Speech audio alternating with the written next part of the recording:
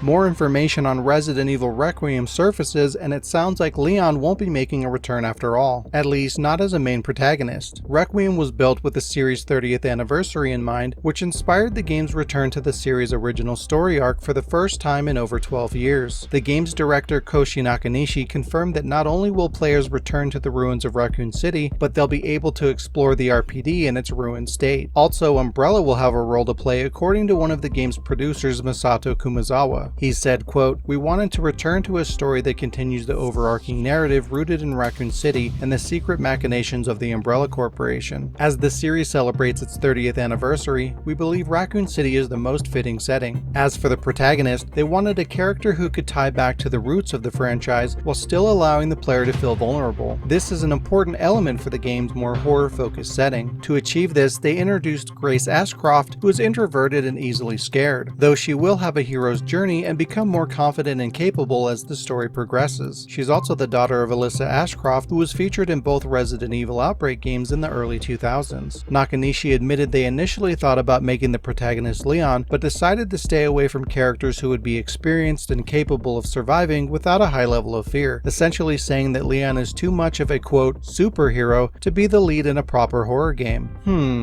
You sure about that? You sure about that? You sure about that?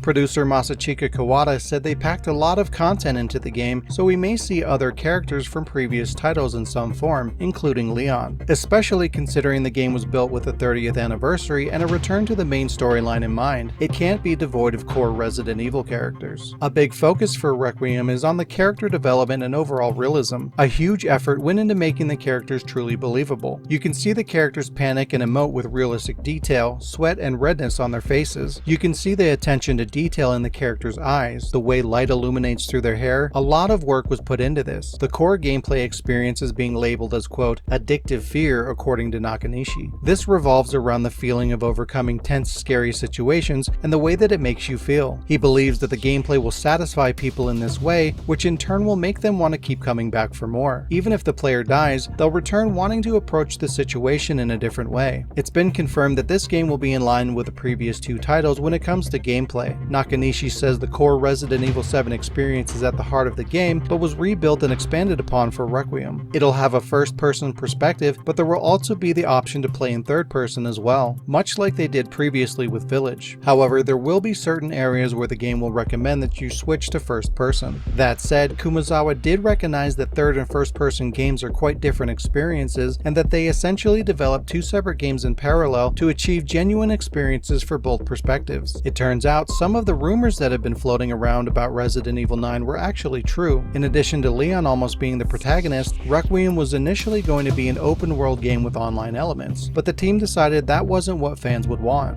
Good call. That's it for now. More information is sure to come as we get closer to the launch in February.